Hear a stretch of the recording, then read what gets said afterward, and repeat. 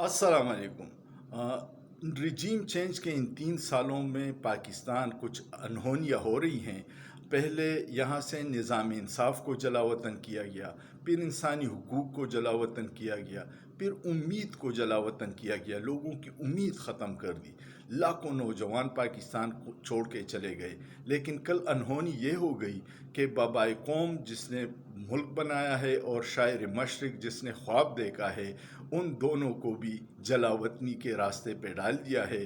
کل سرکاری اشتہارات میں نہ بابائے قوم کا کوئی نام تھا اور نہ تصویر تھی، اور اگر یہی ہائیبرڈ نظام، فرسودہ نظام چلتا رہا تو مجھے یہ ڈر ہے کہ اگلے 14 اگست سے پہلے کہیں کرنسی نوٹوں سے بھی بابائے قوم کی تصویر نہ ہٹا دی جائے، اور پاکستان بننے کا کریڈٹ جرنیل، کرپٹ سیاستدانان جو شریف اور زرداری مافیا ہے وہ نہ لے لے۔ آپ کا کیا خیال ہے؟ سوچئے، سوچنا جرم نہیں ہے۔